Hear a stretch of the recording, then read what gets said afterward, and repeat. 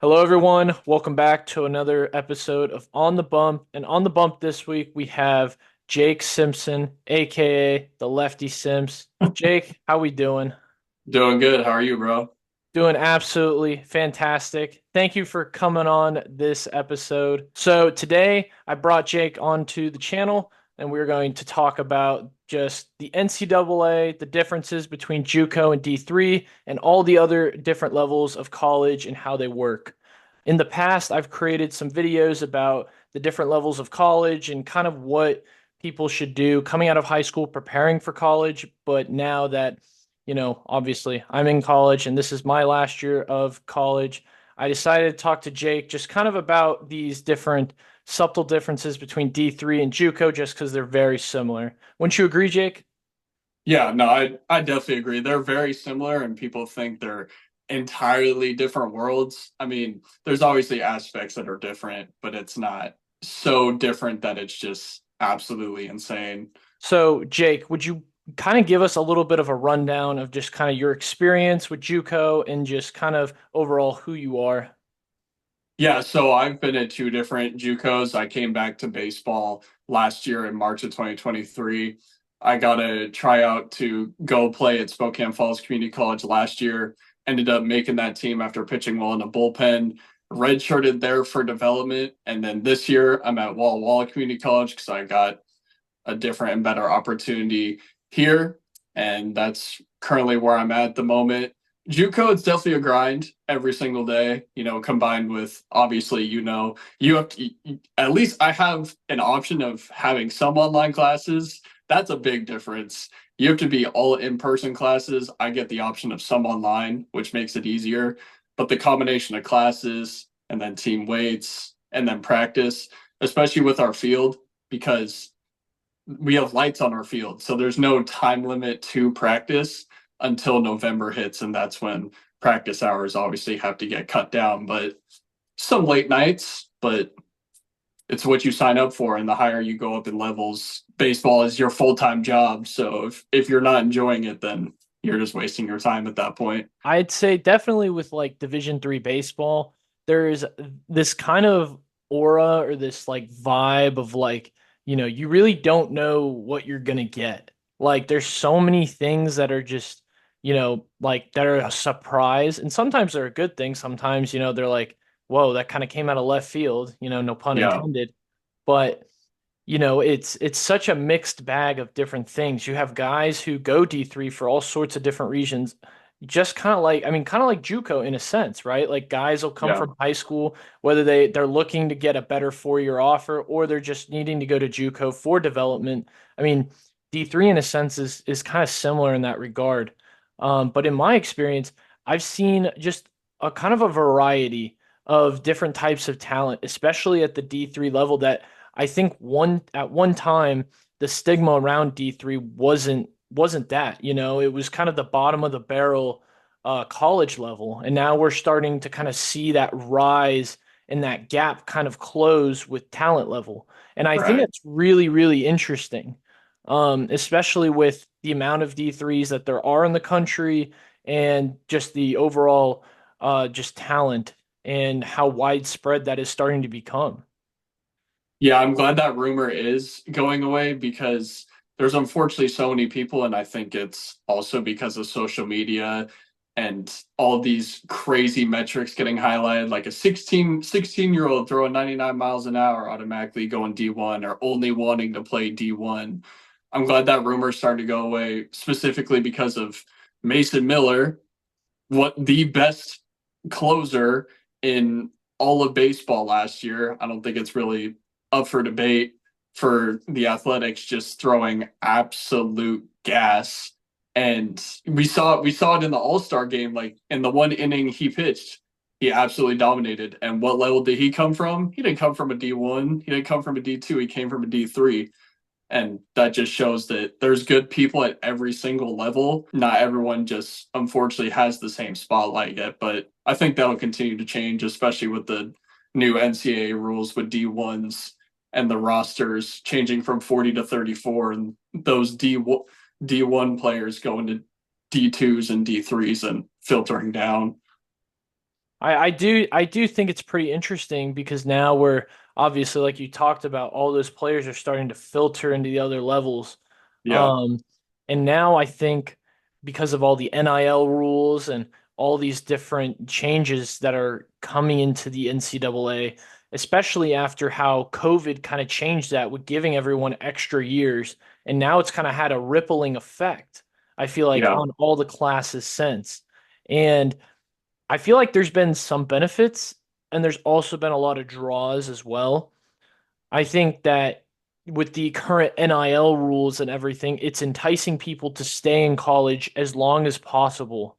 yeah, And, because they see that, that there's an avenue for them to make a little bit of a quick buck. So at that point, it becomes more about, people wanting to make money and wanting to, kind of start on that pro level, kind of, now the NCAA is kind of almost serving as like a minor league for football, soccer, yeah. baseball. I mean, you name the sport.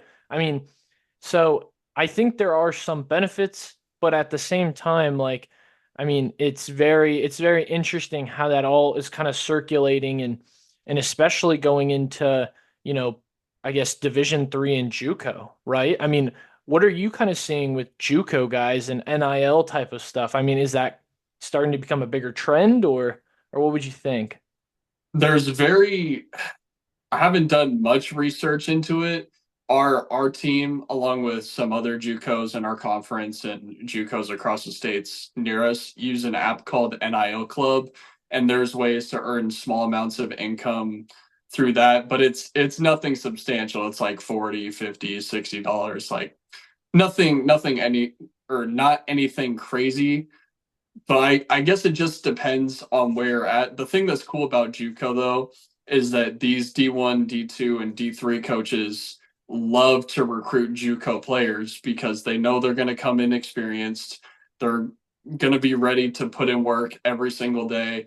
And they've already been through the tough atmosphere of, for example, having to be in an indoor facility where it's crammed and they got to worry about getting their reps in a confined space or just being continuously uncomfortable every single day and obviously within fine lines, you know what I'm trying to say, but they're just ready to get to work in an environment that's going to be way more open to them and it's going to seem easier because of them being able to adapt from having to be in that JUCO environment for 1 year, 2 years, 3 years, like whatever it is. So So, on that note, Jake, with your experience in JUCO so far, have you kind of found it to be like somewhat pretty good facility wise, gear wise? Like, what has that kind of looked like? Because obviously, JUCO is very, I mean, it's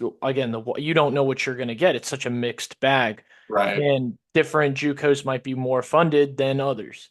So, can you kind of speak to what your facilities have looked like, your gear, or like that type of like culture and support that you've been given from the school you've played baseball at so far? Yeah, so I'll speak on Walla Walla because speaking on two different JUCOs, I feel like it's just gonna have some topics all over the place. But like I said, at Walla Walla, we have lights on our field, and at the JUCO I played at last year, lights were on the field. So obviously, sometimes practice time becomes limited. Now it's obviously not limited this year. And me personally, I don't care if it's practice, in game, if you're just simply playing catch, nothing beats playing under the lights. Like just playing catch with one of your boys or having a conversation or throwing a bullpen or just going at it competition wise, my opinion, nothing beats that. But the gear, it's good quality. Everything has been like nothing that seemed like a red flag so far. But the amount of gear you get sometimes comes down to how the team performs in the certain fundraisers that are held throughout the year. So we just held one of our first fundraisers early in the fall that ended up doing really well. We had a certain money goal we had to reach and we like 2x that. So we got spoiled with team cleats, a bunch of like sweaters, we got some team polos on the way. some dugout jackets for the pitchers. It depends on fundraiser success. That's really all it comes down to. And facilities are good. There's an indoor facility that we use right now that foreshadowing from a little bit from earlier.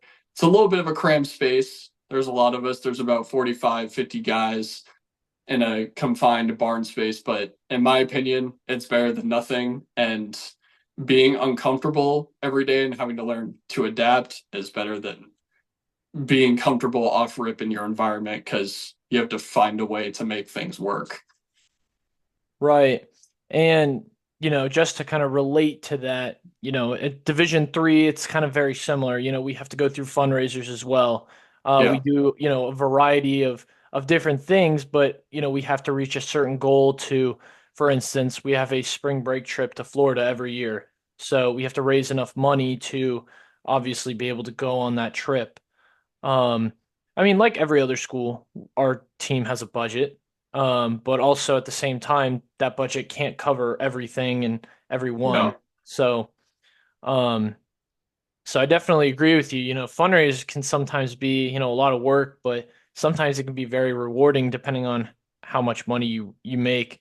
And I also think it puts things into perspective as well, especially with, the things that you are doing with the team during the year. You're like, man, like, you work together as a team. So it almost serves like another, like, it almost serves another purpose as, it's team bonding, right? right. Um, but yeah, no, like, as you talked about, like I know for some other D3 programs, I can't really speak for them, but for us, gear, we have to return our gear at the end of every year. I know. Like sweatshirts, shirts, everything. With the exception of like probably 2 or 3 practice shirts, we return everything and we get the option of buying this winter jacket that we're allowed to buy. But other than that, no, we have to return our bag, we have to return our sweatshirts, everything. So it's definitely very interesting when it comes to that side of things. Speaking for my program, our program again has only been around for about 5 years. So, you know, That is true. it's not like, I mean, we do have lights on the field. We do have lights on the field. So yeah, no, you have to find a way to make things work. I remember in the winter time we practice in a gymnasium with like one batting cage kind of off campus a little bit. So, you know, it's not really the most ideal. And like you said, it's cramped spaces. So you have to find a way to make things work. But, obviously it serves another purpose. I feel like you look at a lot of like Division 1 programs and Division 2 programs, and obviously they have scholarship athletes, so it's a little bit different there. But across the board, it's almost like it's cut and paste, right? Everything Yeah. is, very, very similar in a lot of ways. Maybe Division 1 guys don't have to fundraise, but some D2, lower end D2 programs have to, right? So I feel like, it's a very case by case basis. Yeah, and in my opinion, that's where NIL specifically, you were talking about it earlier, has pros and cons because the major pro to it is that athletes get paid. Some of them get paid an extreme amount of money, and this is going a little bit off topic, but it's related to NIL. I can't remember what school he decommitted from, but the number one quarterback for the class of 2025 just committed to Michigan because he was offered $10.5 million NIL deal for college. We're not even talking about pro sports. NIL it's a scary world. Like I said, there's pros and cons, but it benefits the school, it benefits athletes, it benefits future athletes that go to that school, the reputation of that school if that athlete ends up performing and doing things the right way. The major con to it, though, is that there's a whole lot of entitlement going on, in my opinion. And because people think they have this certain social media following or they're able to throw X amount of miles an hour, they deserve this amount of money. And if they don't get it, they're not going to that school. And because of that, sometimes they're like D2s, D3s, like I'm never even gonna think about that as a possibility just because they're strictly like NIL, NIL, NIL, you know? Right. But I do think that it can have a positive effect on like a D3 or a JuCo or like programs that don't really rake in a lot of money. Like if guys view it as another way to kind of make income, like, with kind of what we're doing with social media, like, Mhm. they can use it as a way to kind of supplement money that they need to use on, I don't know, traveling expenses or tuition or, everyday necessities. Um, so, I think that there could be that side of it too, where, maybe the D3 and the JUCO guys say, "Hey, look, this is what we need. We need this, we kind of need this to help pay for things, right? Because again, we are Yeah, college students." right. So I do think that side of it's uh pretty good. But but Jake, just kind of talking about your JUCO experience thus far, Yeah. what would you say has kind of been one of the bigger challenges other than the ones you've kind of already aforementioned um so far? Like what has been something like a challenge or some things that you do, you just really are just you get either frustrated by or because of the situation or just because of JUCO? So one of the bigger challenges, it's two things combined. It's procrastination on top of being able to get in consistent workouts that are worthwhile and not just the 35 40 minute time slot you sometimes have available, because I'll just lay out one of my normal days real quick. So I have morning classes. They go all the way up until 12 o'clock. They're two separate classes with an hour and 20-minute time window in between both of them. In my opinion, I need at least an hour 30 to get a good workout in, because I like being slow and controlled with my reps and taking time in between sets, and not a big fan of ego lifting and just rushing through things. So I like to take my time. And then after classes, we usually have team weights. One group goes from 1 to 2, other group goes from 2 to 3, and then practice starts at 3:30, 3:45 for most cases. And then you always have to be 15 minutes earlier than that. And in between team weights and going to practice, you obviously have to get something to fuel yourself up for a potential 3, 4, 5 hour practice. The other day we were in the indoor facility for five, or not 5 hours, 4.5 hours. We were there from 4 o'clock to 8:30. And unfortunately, at that point, the weight room's only open till 7 o'clock. So if you don't take advantage of what you can in that team weights time, you get nothing. And unfortunately, you can't get a whole workout in that time. That's better than nothing. But that's definitely a challenge, is getting in good, consistent workouts that you can finish and be like, I feel good about what I just did, and I was able to really do everything I wanted to today. Yeah. I know for like you talked about kind of like, that the whole of having to schedule your time and really figure out what makes the most sense. Like it is challenging, especially with classes and, having to figure out, when you're going to eat. Eating's important.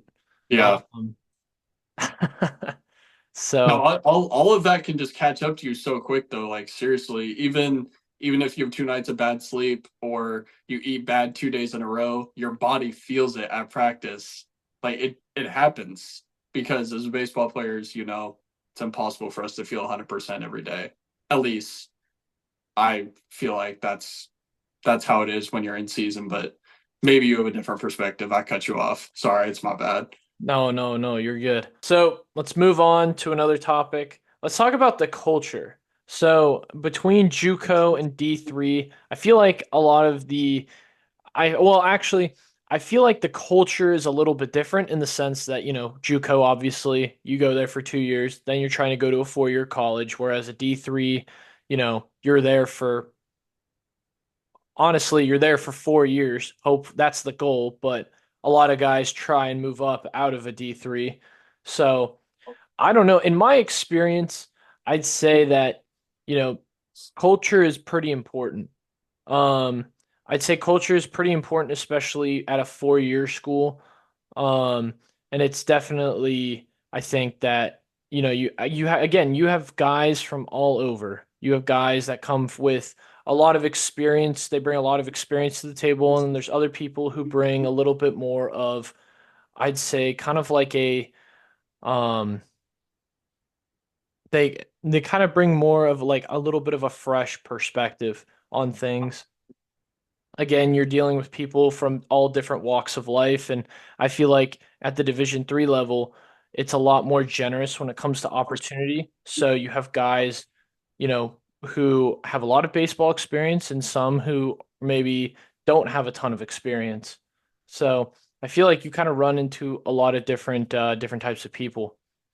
But in my experience, I feel like it's been pretty sufficient, pretty good.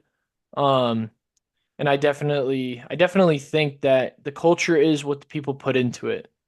So True. I don't know if that's kind of similar to JuCo, or what does that kind of look like? Yeah, I mean, I obviously can't speak for other levels yet, but I feel like team culture really comes down to, well, when it comes to your personal perspective on how, number one, you are as a person, number two, the amount of work you're willing to put in to get to that next level, whatever it is, and three, what you do on a daily basis to try and get yourself along with everyone else on the team better. Because yeah, you could have the best player in the world, but if they're not a good team player, it's just going to end up being a toxin. They're just going to end up being a toxin to everybody else. So I think it really depends. If you're a good team player, a good teammate, the chemistry is going to be there. One thing I can definitely say about JUCO, everyone pushes each other, and everyone is obviously trying to make it to that next level because there's very few people, especially within the NWAC conference, at least in my opinion, that are just playing JUCO baseball just to have fun, play for 2 years, and be done. Majority of the people are trying to be there for 1 year, or obviously the maximum of 2 years, and get on to a 4 year university, whether that's NAIA, D3, D2, or D1. And it's a process from there. Do you think that the school perspective kind of plays a little bit of a role into that kind of culture? So, for instance, a lot of people come to my 4 year university just because of the religious aspect, or some people come to, you know, my school for a certain major.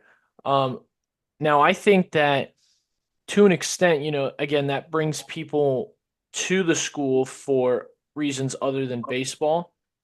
And then when they find out that there is a baseball team, and again, a lot of traditionally Division 3 colleges don't really have tryouts, so Yeah. so it's you have people who, again, they're from different kind of perspectives, and I don't know, I kind of feel like to an extent that does, because it kind of shapes the program in a sense, because it has those people coming from those backgrounds.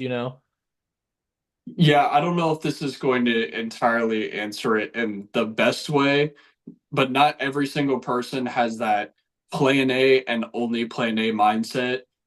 You obviously, it's smart to have a backup plan always, no matter what you're trying to pursue in life, because if plan A doesn't work, what are you going to be able to fall back on?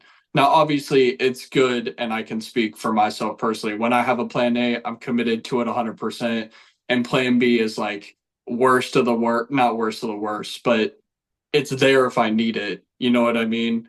So when it comes to someone choosing a 4 year coming from a JUCO, yes, it's important that they have their degree and major and what they're trying to pursue, and or that one connection that is going to lead them to a certain pathway. So yes, what the school has to offer matters a lot, but sometimes it just comes down to the competitiveness and the reputation of that baseball program from that given university, and then people are satisfied. But I think it just depends on the person. Right. And so Jake, I know that you don't have experience with other levels outside of JUCO, Mm-hmm. but from the guys again that you've been around, and the guys and the experiences that you've had, do you think that obviously Division 1's Division 1 baseball, Division two is Division two, NAI is NAIA. But where we are at right now and with how college sports is, do you think that it's still important as to what type of level you do choose in a 4-year university? Yeah, I think it is super important because every single person has different weaknesses and strengths than the other. And for me personally, I have to have a good gut feeling about where I'm going. A staff that is entirely confident in me and my ability and isn't going to sugarcoat things and is 100% honest to me, whether I like it or not. Honesty is more important than anything because sometimes coaches unfortunately will mislead a player and be like, you're going to be here and you're going to get this opportunity and you're going to get this and you're going to get that. And then they get to the school and say, for example, this is just a theoretical, they have a really good fall, but because of unfortunate favoritism, they're just automatically on the bench and automatically redshirted for that year. And then they feel like they were robbed of an opportunity that was promised over the phone, but not on paper because you can't really promise that on paper as a university. I don't know if that entirely is along the lines of answering that, but I think you understand what I'm trying to say in terms of importance. Right. Now, obviously, nothing's guaranteed, but at the same time, there are expectations and there Yeah, are things that you should be upfront about and honest with from the get-go. Um, and that's, you can just apply that to just college sports, but life as well. right. So, but yeah, no, I definitely think though that like we've been talking about in the theme of this episode, there's talent almost at all levels of college sports. Everywhere. Yeah. And with the addition of social media and just technology nowadays, all you have to really do is have some type of exposure and your opportunities multiply like that. Yeah. And so honestly, I kind of feel like while yes, it is important, I think now it's almost depending upon your situation. Like if you need more time to develop out of high school, maybe you do go the JuCo route. Or if you're a pretty seasoned and just raw high school player, maybe it makes more sense to go to a 4-year and just start developing right away. Um, or potentially playing and getting a lot of time. So I do think though it is coming down to something like that, just because of how unique everything is nowadays, especially with technology. Now, something that is kind of related but not really is have you heard of gap years and like post grad teams? I have heard about that, but I haven't. That's another thing I haven't really done too much research into, but I could probably take a pretty good guess on what it's about and why people choose to do that. Now, from the research and the things I have seen about post-grad programs, I personally have one near my original hometown's kind of area. And from what it kind of seems to me is that you don't really forfeit any of your eligibility, but you still take like a couple Yeah, college classes, but right. it's all the same development. You get a little more exposure. And I don't know, I feel like in some regard, I mean, I don't know how to stack that versus like a JuCo in a sense. So it kind of because I feel like it's two similar beasts, but at the same time there's some pretty big differences. So again, like it's so unique to the situation of like where an athlete is at. Yeah, the important moral of the story and me and you talking about this when it comes to setting a plan for yourself and what makes sense and what doesn't is yes, it's important to see your peers' trajectories and what certain people decide to do and what worked and what didn't. But what's going to work for me down the road, if it happens, isn't going to work for you. What worked for you may not work for me entirely 100% to the T, like copy and pasted, So I think it's just important to weigh your options and really do your research on where you want to go and really nitpick things and make sure this makes sense for the future of my career. Let's get into our final topic of the episode. Jake, with the current landscape of NCAA sports, how do you think JuCo is going to either change, stay the same, or regress over the next 4 to 5 years? And I'll give a similar answer about Division Three. It's an interesting question because another thing I want to look into and see the success difference between JUCO players transferring to a four-year university versus high school kids going straight into four-year university, and how comfortable they were and how long it took them to adapt and everything in between. Because I feel like going from high school to a JUCO to eventually hopefully a four-year allows you to gradually build your confidence, your adaptability, your ability to build team chemistry, find a way to enjoy being uncomfortable and to find a way to make things work. But I just think it's going to continue to improve things, because if universities already enjoy recruiting from JUCOs, unless something crazy substantial happens with the reputation of junior colleges, there's only room for improvement, because who doesn't want a well-seasoned player over someone that has no experience at the college level? That's how I view it. I think it's a very similar answer that I was going to give for Division Three. I think that right now, like we talked about at the beginning of the video, with the new rule changes that are coming into Division One, it's only going to start trickling players down to the other Right. levels, which automatically is going to increase the competition, increase the the limited roster spots. But there's going to be more distribution of talent across the other levels of college baseball. And in my 4 years now of going and playing collegiate baseball, I think that I have started to see a kind of a rise in talent level at the Yeah. Division three level. And it's very encouraging, because I think that at the end of the day, that will lead to more exposure and a lot more good things overall for players and getting opportunities.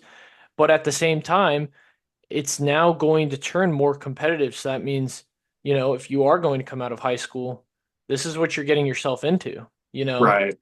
And I think that that is good for the sport. And I think that is good for the players. And I think it honestly promotes better and more healthy competition.